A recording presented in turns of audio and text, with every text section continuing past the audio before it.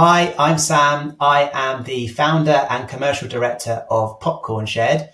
Popcorn Shed is a gourmet popcorn specialist business. We sell over 30 different flavors of popcorn in various different formats. We sell it into the snacking market.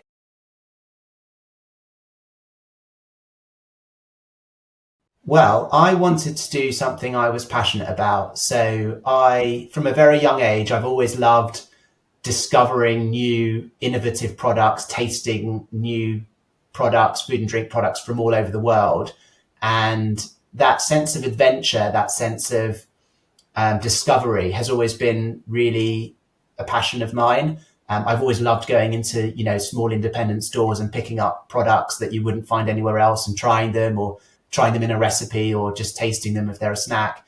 And I wanted to do something myself in that industry because I had a real passion for sort of entering the industry, having product accessible to more consumers and focusing on innovation and building a brand as well. That was key for me. So that's predominantly why I wanted to do it, following my passion, following my dreams, and going after something that I truly love doing.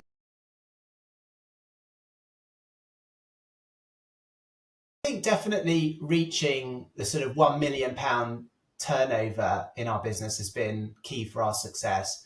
When you start up a food and drink business, obviously the first target is £100,000, then £250,000, then 500,000, and then getting to that seven-figure run rate is or was a huge milestone for us. In terms of what success is for me in our business, we now set an annual budget every year. We have targets for that annual budget in terms of our growth year on year.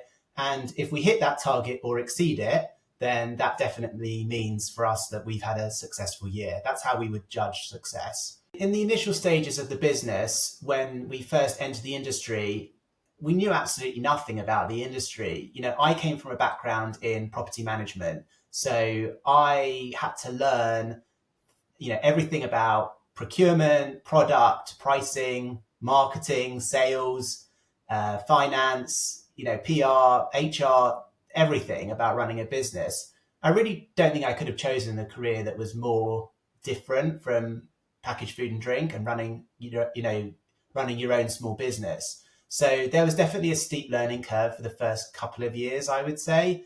But once we got the foundations right and we set the ground running, I think that was where the growth just came organically. And it's all about getting those right foundations in place.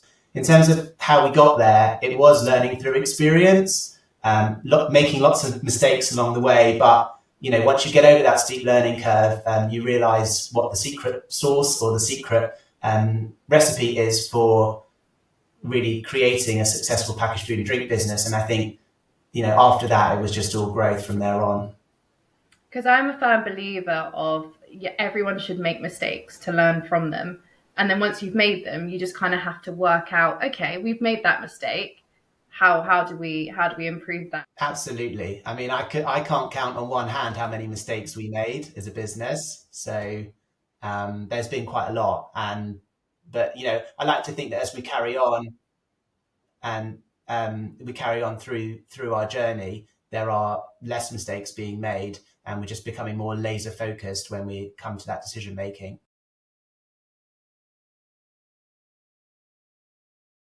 I think in the first, after the first couple of years, we took a really good, long, hard look at our product packaging and asked for feedback from friends and family and from some of our customers. And, the feedback was, and we were honest with ourselves, that the packaging wasn't doing the product justice. The colors were not as eye-catching on shelf. The product maybe didn't look as premium as other brands. And, we made a difficult decision at that point to invest in product design and actually redesign our flagship product completely from scratch. It's really one of the best decisions we've made, because what that does is it completely repositions your brand and it does justice to the product inside. And all of a sudden, it makes you much more competitive in the packaged food and drink world, which is a very competitive arena. Really got to stand out, and product packaging is one of those areas which is absolutely crucial. Every single consumer, every single person that consumes your product is going to come into contact with the packaging. So investment in packaging design and making your product look as amazing as it can, it was just absolutely crucial for us. Difficult decision, but one of the best ones we ever made.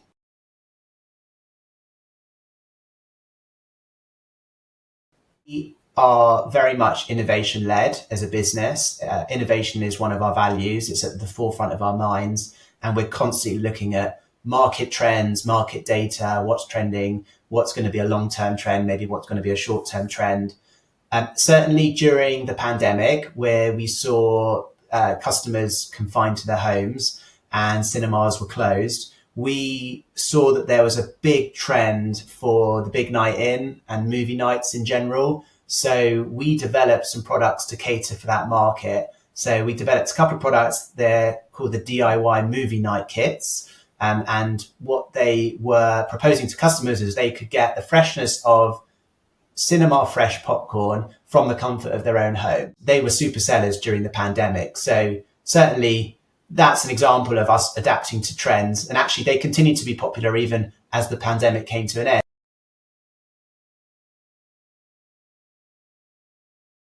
Yeah, so there's definitely schemes available. I would say get yourself a mentor as the first priority, preferably someone that's got experience within the niche that you want to go into.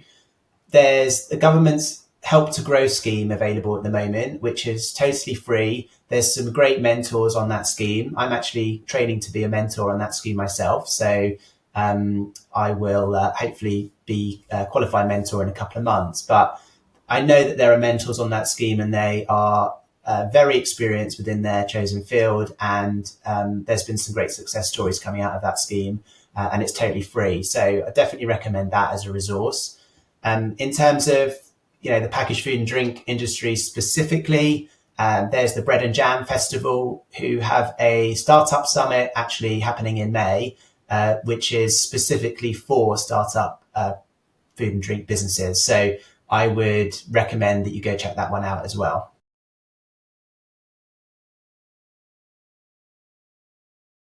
Don't give up, I think, has be a big one. You've got to commit yourself to your new business and do what it takes to grow it. So don't just drop out when the going gets tough. Return to it and pursue it, and be kind of really determined to get to the end goal of what you're striving for. Continue to pursue the endeavor even when things aren't going well or things get tough. You've got to just keep on the track and commit to the process. That is probably the biggest thing. I've seen a few entrepreneurs think about starting and kind of dabbling and kind of doing a couple of days a week and not really committing to it, or doing it as a side hustle.